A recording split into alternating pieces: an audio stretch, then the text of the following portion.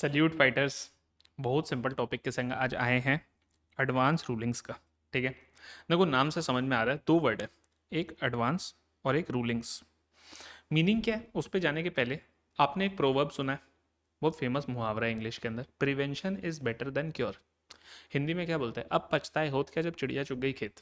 देखो tax authorities ने क्या बोला, लोगों ने भी क्या बोला, जो असेसीज है उन लोग का बोलना ये है कि सर हम लोग एक ट्रांजैक्शन कर लेते हैं, फिर उसके बाद लिटिगेशन होता है, लिटिगेशन के अंदर आपका भी टाइम जाता है, हमारा भी टाइम जाता है, प्लस यहाँ पर जो लोड पड़ता है, we want peace of mind, ease of doing business. हम लोग को चाहिए कि जब हम लोग बिजनेस करें ध्यान बिजनेस पे हो, टैक्स का चिक चिक नहीं चाहिए। तो बोला गया क्यों ना हम लोग पहले ही बातों को सुलटा लें ताकि बाद में जाकर के झगड़ा ना हो। अब आपने ऐसा ही एक फ्लेवर बताओ एक और जगह कहाँ पढ़ा है? हम लोगों ने ट्रांसफर प्राइसिंग के अंदर सेम कॉन्सेप्ट पढ़ा था, जहाँ पर था एडवांस प्राइसिंग अग्रीमेंट बेसिकली क्या बोलता है कि ट्रांसफर प्राइस को लेकर के बाद में झगड़ा हुआ कि ये आर्म्स लेंथ पे है कि नहीं है। इससे बेटर है ना सर कि हम लोग शुरू में ही मेथड ऑफ आर्म्स लेंथ जो है वो निकाल लेते, डिस्कस कर लेते कि ये हम लोग का एएलपी का मेथड होगा, ताकि ना आपको प्रॉब्लम ना हमें प्रॉब्लम, 5 साल की एक बार में टैक्स सर्टेनिटी मिल जाए। इसके लिए ना टेक्निकल वर्ड होती है टैक्स सर्टेनिटी, कि सर्टेन हो जाए हम लोग के दिमाग में कि हाँ टैक्स के अंदर कोई प्रॉब्लम नहीं होगा। गवर्नमेंट ने बोला बोला बिल्कुल सही बात है, होना चाहिए। तो देखो एपीए और इसमें क्या कॉमन है, वर्ड एडवांस। एडवांस मतलब क्या, आगे चल के झगड़ा ना हो इसलिए कोई चीज़ को करने के पहले ही हम लोग उस चीज़ के ऊपर विचार विमर्श कर लेते हैं, डिस्कशन कर लेते हैं ताकि वो चीज़ हो जाए।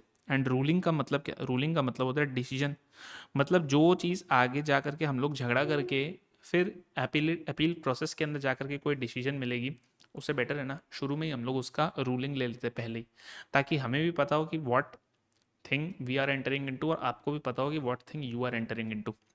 अब सुनना, एडवांस रूलिंग्स किसे मिलेगी, समझना। हर चीज़ के लिए एडवांस में बात कर ले, नहीं ऐसा तो नहीं होता ना। कुछ कुछ चीज़ें तो नई नई आती है, कुछ कुछ चीज़ें तो इंटरप्रिटेशन का प्रॉब्लम होती है। मेरे को एक ट्रांजैक्शन करते समय पता भी नहीं था कि ये प्रॉब्लमेटिक हो सकता है, लेकिन टैक्स वालों ने जिस नज़र से देखा उसके कारण हो सकता है प्रॉब्लम क्रिएट हो गया, सो ऑन एंड सो फोर्थ। तो बोला यार हर चीज़ के लिए एडवांस रूलिंग पॉसिबल नहीं है, वरना तो लिटिगेशन और अपील रिडंडेंट बन जाएगा। तो कौन जा सकता है एडवांस रूलिंग में, so on and so forth. हर चीज़ को हम लोग इसी टॉपिक के अंदर डिस्कस करेंगे। शॉर्ट एंड सिंपल है, 3 पेज के अंदर मैंने इसको समराइज कर दिया है। रेगुलर इसका क्वेश्चन नहीं है लेकिन आ सकता है, इनफैक्ट अभी May 26 में भी इसका क्वेश्चन आया है। बोर्ड फॉर एडवांस रूलिंग्स बोल के कॉन्सेप्ट होता है इसके अंदर, तो उसका क्वेश्चन अभी आया था इधर May 26 में। तो मैं बोलूँगा इत्मीनान से सुन लो, बहुत छोटा टॉपिक है, बहुत कॉन्सेप्चुअल है, इसके अंदर कुछ भी वैसा हाईफाई नहीं रहेगा कि ओ माय गॉड कितना बड़ा बाउंसर है एनीथिंग। और पास्ट क्वेश्चंस या आरटीपी एमटीपी के क्वेश्चंस ना एकदम स्ट्रेट फॉरवर्ड और फुद्दू लेवल के। ठीक है, तो इसके अंदर क्या है, आपको अलग से क्वेश्चन बैंक का मेहनत करने का जरूरत नहीं है, ए टू जेड एवरीथिंग मैंने सीधा इधर ही कवर कर दिया है। देखो सबसे फर्स्ट क्या है, जो अपनी इनकम टैक्स डिपार्टमेंट है ना, इन लोगों ने बनाई एक अथॉरिटी फॉर एडवांस रूलिंग। ठीक है, इनका काम क्या है, इनका काम है एडवांस में रूलिंग दे देना। कोई ट्रांजैक्शन अगर हो रही है तो उसके पहले ही हम लोग क्या, हम लोग जाके पूछ लेंगे कि सर इसके अंदर हम लोग का टैक्स का पोजीशन ये है, आपके हिसाब से क्या आप बता दो, उन लोग बता देंगे। ठीक है, अब सुनना, अथॉरिटी फॉर एडवांस रूलिंग्स क्या है, ये पहले थी, ये पहले हुआ करती थी एएआर, लेकिन 2021 के बाद से इसको बदल करके कर दिया गया बोर्ड फॉर एडवांस रूलिंग, जिसे हम क्या करेंगे एब्रीविएट बार। कहीं कहीं पर आपको इसका एब्रीविएशन क्या दिखेगा, BOAR, board of advance ruling bore, लेकिन आप बार भी बोलोगे ना चलेगा, इनफैक्ट बार ही ज़्यादा कॉमन एब्रीविएशन है इसका। ठीक है, बोला गया फाइनेंस एक्ट 2021 से एएआर बदल करके हो गया BAR, बार बन गया। अब सुनना, बोले इंडिया के अंदर 3 बार्स बने हैं, बार 1 बार 2, ये दोनों दिल्ली में है और तीसरा वाला बार कहाँ पे है, मुंबई के अंदर है। ठीक है, तो देखो 3 बोर्ड्स हैं, सेंट्रल गवर्नमेंट बनाती है इनको। हर बार के अंदर 2 मेंबर्स होते हैं, कौन होते हैं, 2 मेंबर्स होते हैं। ये इनकी रैंक क्या होती है, कम से कम चीफ कमिश्नर लेवल के बंदे होंगे जिनको बोर्ड ने नॉमिनेट किया। ये बोर्ड कौन सा होता है दोस्त, ये होता है CBDT। ये बार नहीं है, ये CBDT है। मतलब क्या, 3 बार्स है इंडिया में, 2 दिल्ली में, एक मुंबई के अंदर है। हर बार के अंदर मिनिमम 2 मेंबर होंगे, CCIT या उसके ऊपर के लेवल के लोग होंगे, जिनको किसने नॉमिनेट किया, नॉमिनेट किया सर जी इनको CBDT ने। ठीक है, अच्छा क्या बार ने जो डिसीजन सुनाया एडवांस रूलिंग्स में जो हमने बोला, क्या हम उसको अपील कर सकते हैं, बोला बिल्कुल कर सकते हो हाईकोर्ट को। क्या प्रोविजंस है, सब चीज़ आगे पढ़ेंगे। अब सुनना, एडवांस रूलिंग कौन ले सकता है, क्या चीज़ के ऊपर आप एडवांस रूलिंग ले सकते हो, कौन ले सकता है, कॉन्सेप्ट समझना। सर हम लोग एक स्पेशल प्रोविजन दे रहे हैं, मतलब हम लोग किसी को इतना प्रिविलेज दे रहे हैं कि भाई you are so important for us कि तुम्हारे संग लिटिगेशन में जाने का हमारा मन नहीं है, तुम्हारे संग झगड़े में जाने का हमारा मन नहीं है, तो हम लोग ये चाहते हैं कि तुम्हारे संग तो शुरू में ही बातें क्लियर हो जाए। तो भाई वैसा कौन होगा? घर की मुर्गी तो दाल बराबर होती है। तो यानी कि जो बाहर वाला है, मतलब जो नॉन रेजिडेंट है, उसके लिए हमने ये प्रोविजन दी स्पेशल। तो देखो यही है, बोला कि अगर कोई नॉन रेजिडेंट कोई भी ट्रांजैक्शन में एंटर करने वाला है, प्रपोज्ड या कर चुका है, बोला आप ट्रांजैक्शन में एंटर भी कर चुके हो लेकिन अभी तक असेसमेंट की घड़ी नहीं आई है, आपको तभी लगता है कि नहीं यार ट्रांजैक्शन में एंटर तो हो गए, एक बार बोर्ड से पूछ लेते हैं कि भैया क्या टैक्स होने वाला है इसके ऊपर, तो भी कर सकते हो। या इवन एंटर करने के पहले, क्योंकि देखो वर्ड क्या है, ट्रांजैक्शन अंडरटेकन और proposed to be undertaken by a non resident. तो देखो इनको तो हमने बोला आप एकदम आओ, आप आओ, आपसे झगड़ा हम लोग अफोर्ड नहीं कर सकते हैं, इंडिया को फॉरेन डायरेक्ट इन्वेस्टमेंट चाहिए एफडीआई, आपसे हम झगड़ा अफोर्ड नहीं कर सकते, आप तो बिल्कुल आओ। फिर क्या था, बोला कि भाई कोई रेजिडेंट भी एंटर कर सकता है, कब? जब मानो कोई रेजिडेंट की किसी नॉन रेजिडेंट के संग कोई ट्रांजैक्शन हो रही है, तो उस केस में ये जो रेजिडेंट है ना, ये भी एंटर कर सकता है ये जानने के लिए कि इस ट्रांजैक्शन से नॉन रेजिडेंट को क्या टैक्स का इम्पैक्ट पड़ने वाला है। आप बोलोगे सर क्यों, रेजिडेंट को इतना चुल क्यों मचा जानने का? भाई समझो, मैं मानो आज एक टीचर, ठीक है, मैं पढ़ाता हूँ डायरेक्ट टैक्स, मेरे को कल को ऐसा लगता है कि नहीं मेरे को ना अपने संग एक और बंदा चाहिए जो आईडीटी पढ़ाए। अब वो आईडीटी पढ़ाने वाला कौन है? मानो वो दुबई में कोई बैठा हुआ है, तो मैंने उसको बोला यार आना अपन संग में मिलके पढ़ाते हैं, मैं डीटी तू आईडीटी।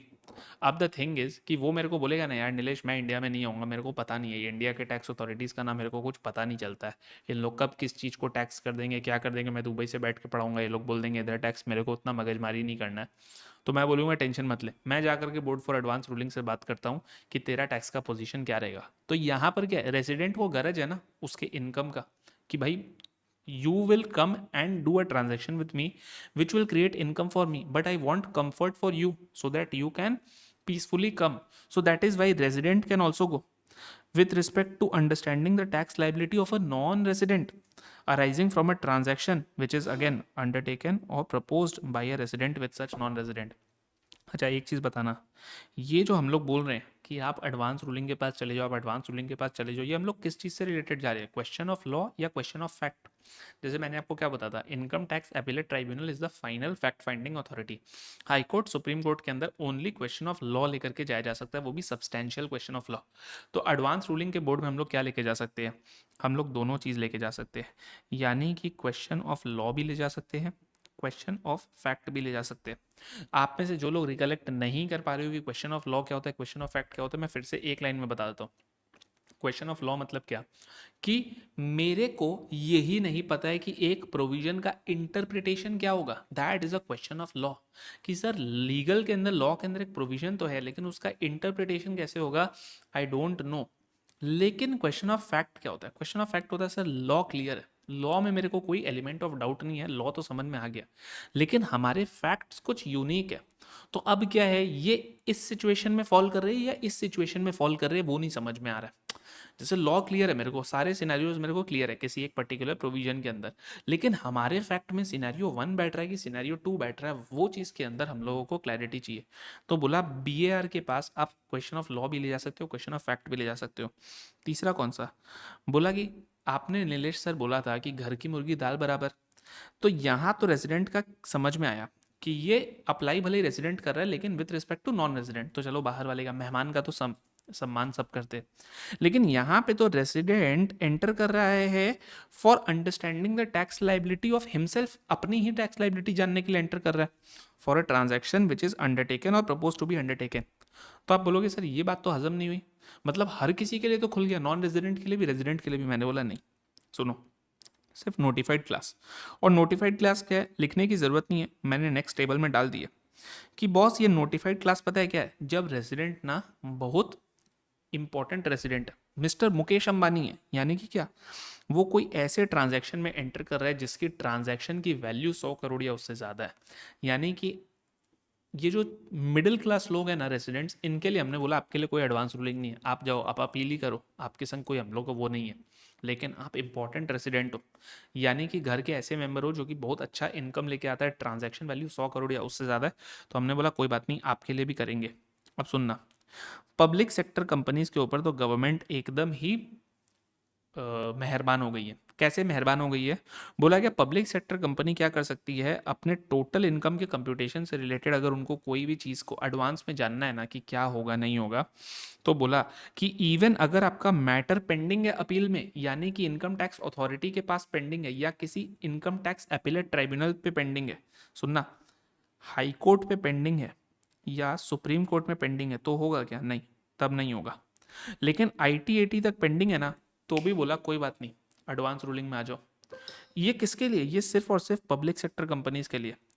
अगर एग्जाम में पीएस यूज आ जाए ना तो घबरा मत जाना, public sector company and public sector undertaking are one and the same. Undertaking और कंपनी इंटरचेंजेबली यहाँ पे यूज होगा, ठीक है। और बोला सबसे अच्छी चीज जिसके लिए बार आई, हम लोगों ने अभी क्या पढ़ा था रिसेंटली, गार पढ़ा था। गार के अंदर कौन सा सेक्शन हम लोगों ने पढ़ा था? एक पढ़ा था सेक्शन 96। सेक्शन 96 में हम लोगों ने एक टर्म पढ़ा था, इम्परमिसिबल अवॉइडेंस अरेंजमेंट। बोलो तो इम्परमिसिबल अवॉइडेंस अरेंजमेंट में क्या था? बोला दो चीज़ें अगर हो जाएंगी तो वो आईएए बन जाता है। पहला चीज़ क्या कि आपने कोई ट्रांजैक्शन किया या अरेंजमेंट में एंटर किए जिसका मेन पर्पस या one of the main purpose था टैक्स की बेनिफिट लेना।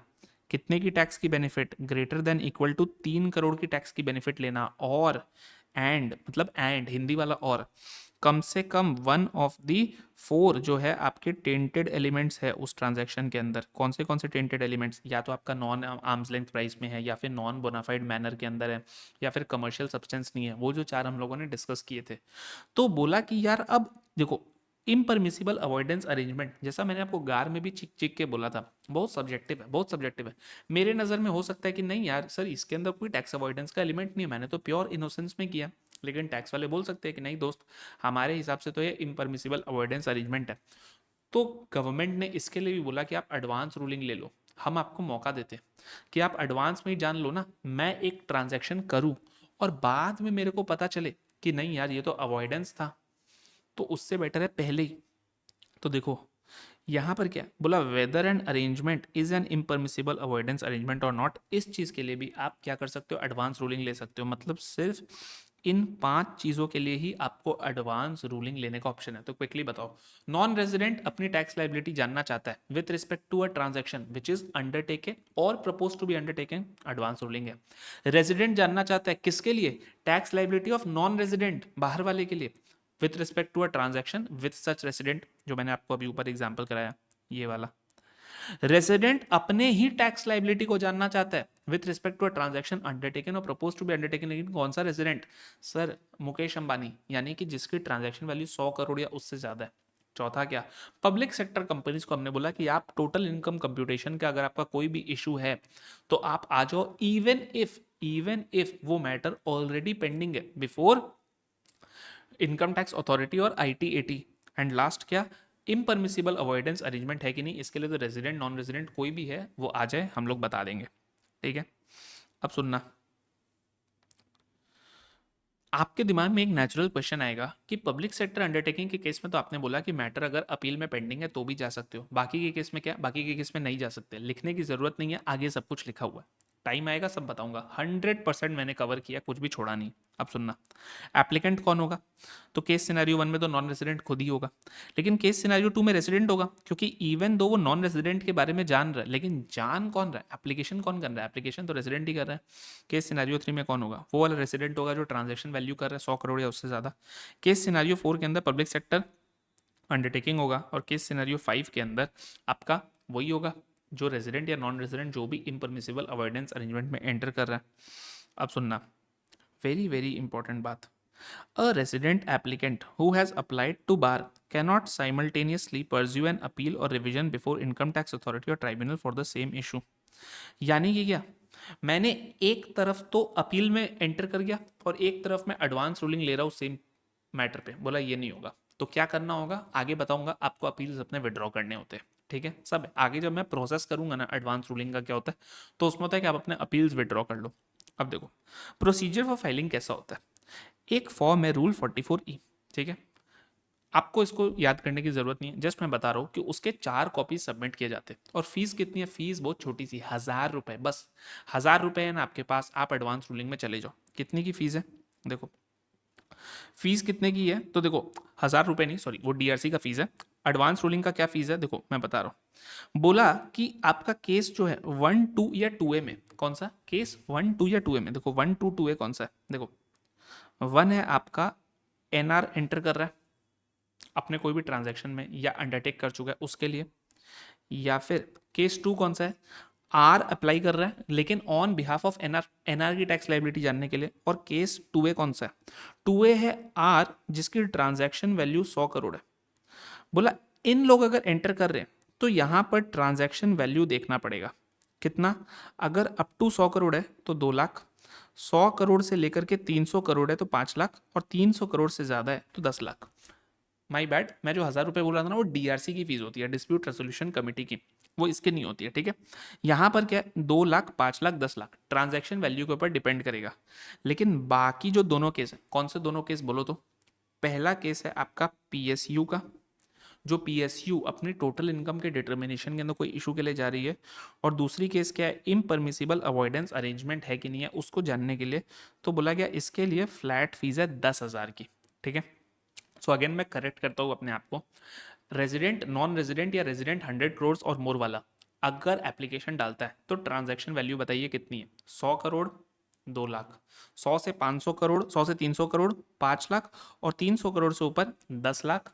बाकी पीएसयू और इम्परमिसिबल अवॉइडेंस अरेंजमेंट के लिए सिर्फ 10,000। अब सुनना, the statute mandates a fee of 10,000 और the prescribed fee whichever is higher. ये है फीस। प्रोसेस क्या होता है, बोला जैसे ही बोर्ड फॉर एडवांस रूलिंग को आपकी एप्लीकेशन मिली कि वो इसकी एक कॉपी ना प्रिंसिपल कमिश्नर या कमिश्नर को देंगे, ठीक है। और उनको क्या बोलेंगे, उनको बोलेंगे कि बॉस इस मैटर से रिलेटेड आपके पास जो भी डॉक्यूमेंट्स है सब हमें दीजिए, क्योंकि डिसीजन के लिए इन्फॉर्मेशन चाहिए। तो वो लोग बोलेंगे प्रिंसिपल कमिश्नर कमिश्नर को कि डिपार्टमेंट के पास जो भी इन्फॉर्मेशन है वो हमें दो। इन्फॉर्मेशन आने के बाद वो लोग ये डिसाइड करेंगे कि हमें इस एप्लीकेशन को एक्सेप्ट करना है या रिजेक्ट करना है। अगर एक्सेप्ट करेंगे तो क्या होगा, अगर रिजेक्ट करेंगे तो क्या होगा, दोनों बात करेंगे। लेकिन कुछ सर्टेन केसेस है जहां तो आपको मैंडेटरीली रिजेक्ट करना ही होगा, यानी कि उन केसेस में आप एडवांस रूलिंग में नहीं जा सकते हो। अब सुनना, पहला केस कौन सा है, कोई मैटर अगर ऑलरेडी पेंडिंग है अपील में तो आप एडवांस रूलिंग में नहीं जा सकते हो। देखो बोला कि अगर आपका क्वेश्चन ऑलरेडी पेंडिंग है बिफोर क्या, कोई भी आईटी अथॉरिटी, आईटीएटी या कोर्ट। लेकिन आपने तो बोला था ना सर कि पब्लिक सेक्टर अंडरटेकिंग का अगर मैटर आईटी अथॉरिटी या आईटीएटी के पास पेंडिंग हो तो भी जा सकते हैं। तो ये रहा, मैंने एक्सेप्शन में डाल दिया पीएसयूज। सिर्फ पीएसयूज एक्सेप्शन है कि हाँ अगर इनका पेंडिंग है अप टू आईटीएटी तो ये जा सकते हैं एडवांस रूलिंग में। उसके अलावा बाकी लोग जो है, अगर आपका मैटर अपील में पेंडिंग है तो आपको एडवांस रूलिंग नहीं मिलेगा। फिर बोला गया कि अगर आपका जो क्वेश्चन है उसके अंदर फेयर मार्केट वैल्यू का डिटर्मिनेशन है किसी भी प्रॉपर्टी का, तो बोला गया यार एडवांस रूलिंग बोर्ड उसके लिए नहीं है, they are not valuation experts, they are legal experts. तो बोला गया यहाँ पे तो किसी का भी नहीं है, पीएसयू भी जाएगा लेकिन ये जानने के लिए कि सर फेयर मार्केट वैल्यू हमारे हिसाब से ये आप बताओ ना डिपार्टमेंट क्या लेगी। बोला हम लोग वैल्यूएशन करने के लिए नहीं बैठे। और तीसरा क्या, बोला कि अगर आपका ट्रांजैक्शन या इशू ऐसा है जो कि डिजाइंड ही है prima facie for avoidance of income tax, तब क्या होगा, तब बोला कि जहां पे आप आईएए के लिए जानने जा रहे हो ना कि मेरा इम्परमिसिबल अवॉइडेंस अरेंजमेंट है कि नहीं है, और बोला प्राइमा फेसी देख के ही समझ में आ रहा है कि ये साफ साफ अवॉइडेंस का ही स्कीम है। मतलब क्या, मतलब ये है कि मानो मैं किसी को ये बोलता हूँ कि सर रिलेटिव को अगर पेमेंट किया ना तो 48(2) बोलता है कि फेयर मार्केट वैल्यू या रीजनेबल अमाउंट से ज़्यादा करोगे तो फिर आपका एक्सेस जो है वो डिनाई हो जाएगा, डिडक्शन। मैं क्या बोर्ड फॉर एडवांस रूलिंग को जाके ये बोलूँ कि सर मेरा दोस्त, दोस्त तो रिलेटिव में नहीं आता है, ये मेरा खास दोस्त है, मैं इसको अबव रीजनेबल अमाउंट पे करता हूँ, इसको more than fair market value पे करता हूँ, आप क्या इसका डिडक्शन अनरीजनेबल को आईए मान करके हटा दोगे क्या। तो बोर्ड बोलेगी भाई तू सामने ही चोरी की बात कर रहा है, सामने से दिख रहा है कि तू टैक्स अवॉइडेंस की बात कर रहा है, नहीं लेंगे इसको एडवांस रूलिंग के लिए। अब देखो बोलता है कि जब कभी भी आप रिजेक्ट करोगे, always principles of natural justice क्या बोलती है? मैंने आपको बार बार असेसमेंट के टाइम पर भी बताया था कि भाई कोई भी इनकम टैक्स अथॉरिटी हो, पूरे टॉपिक के अंदर प्रिंसिपल्स ऑफ नेचुरल जस्टिस आपको हमेशा फॉलो करने। प्रिंसिपल्स ऑफ नेचुरल जस्टिस मतलब क्या? रिजेक्शन करो तो राइटिंग में करो और अपॉर्चुनिटी ऑफ बीइंग हर्ड देके करो। तो देखो ये रहा, reason for rejection must be stated in the order. You cannot be autocratic कि ना बोल दिया तो ना। ये कभी खुशी कभी गम का अमिताभ बच्चन नहीं है ना कि कह दिया बस कह दिया, नहीं वैसा नहीं है। कह दिया तो क्यों कहा वो बताओ और अपॉर्चुनिटी दो। उसमें क्या था, जया बच्चन को बोलने का मौका नहीं मिलता था, वो बोल देता था कह दिया तो कह दिया। बोला यहाँ पे ऐसा नहीं है, अपॉर्चुनिटी ऑफ बीइंग हर्ड दिया जाएगा जिसका रिजेक्ट हुआ और उसको कारण बताए जाएंगे। और बोला गया कॉपी ऑफ ऑर्डर एप्लीकेंट को भी दिया जाएगा और प्रिंसिपल कमिश्नर कमिश्नर को भी दिया जाएगा। अब बोला सुनो, जहां आपने एप्लीकेशन को अलाउ कर दिया वहां पे क्या होगा? तो बोला गया यहाँ पर भी सिंपल है। देखो बोला बोर्ड जो है, बोर्ड मतलब कौन? यहाँ पे बोर्ड का मतलब है please board for advance ruling, ठीक है।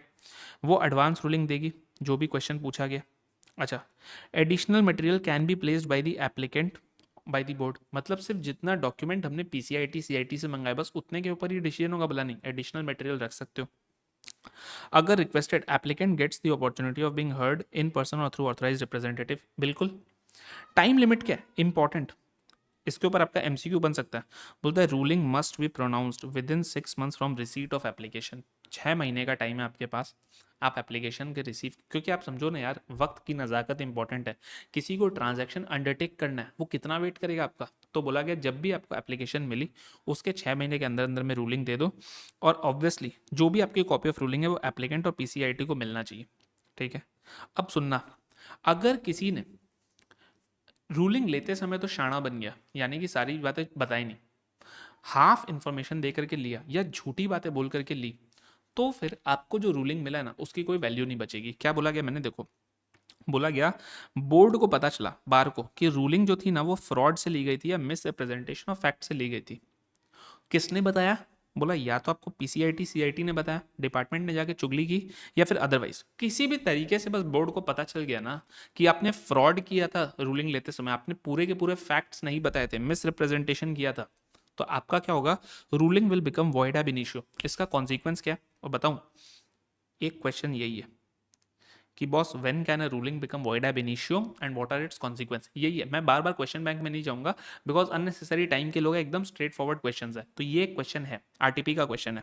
तो बोला गया देखो लीगल कॉन्सिक्वेंस क्या? आप सोचो ना, जब कोई भी चीज वॉइड एब इनिशियो हो जाती है तो वॉइड एब इनिशियो का मतलब ही क्या है? Void from the beginning, initio मतलब इनिशियल, एब मतलब फ्रॉम, वॉइड मतलब नल, इसका कोई इंपैक्ट नहीं है। तो वही बोला ना, बोला ऐसे ट्रीट करेंगे एज इफ एडवांस रूलिंग कभी लिया ही नहीं गया था। तो लिया ही नहीं गया था तो हर वो चीज़ जो होगी वो अप्लाई हो जाएगी। अब सुनना, जितना टाइम एडवांस रूलिंग लेने में खोटी हो गया, बर्बाद हो गया, उतना टाइम मिलना चाहिए ना किसी को भी। क्योंकि बॉस हम लोग तो इतने देर से एडवांस रूलिंग के कारण आराम से चैन से बैठे हुए थे, अब पता चला एडवांस रूलिंग ही नहीं है, एग्जिस्ट ही नहीं करता है। तो बोला गया कि देखो जो भी पीरियड है from the date of advance ruling to date of void order, बोला इसको सारे टाइमलाइन से एक्सक्लूड कर देना, ठीक है। Excluded while applying IT act provisions to the applicant.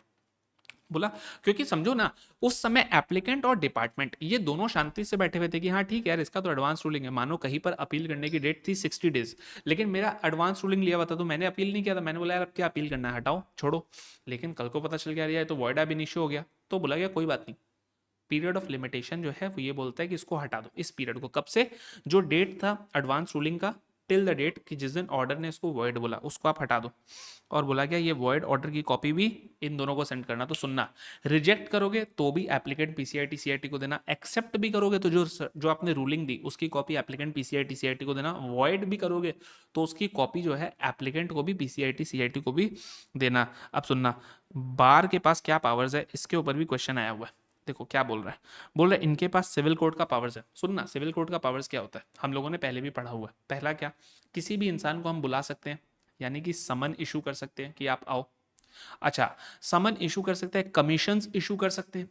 तीसरी बात क्या, एविडेंस मंगवा सकते हैं, उसको इंस्पेक्ट कर सकते हैं। चौथी बात क्या, उसको ओथ पे एग्जामाइन कर सकते हैं। ये 4 पावर्स तो हम लोगों ने सिविल कोर्ट की पढ़ पढ़ करके अब तक तो हम लोग के खून में बैठ गई है। बोला ये देखो, डिस्कवरी एंड इंस्पेक्शन कि भाई डॉक्यूमेंट्स वगैरह लेके आओ, इंस्पेक्ट करेंगे। दूसरा क्या, एनफोर्सिंग अटेंडेंस, तो अटेंडेंस एनफोर्स करके क्या करेंगे, उसको ओथ पे एग्जामाइन ही तो करेंगे ना। गीता पर हाथ रख के कहता हूँ जो कहूंगा सच के सिवा कुछ नहीं कहूंगा।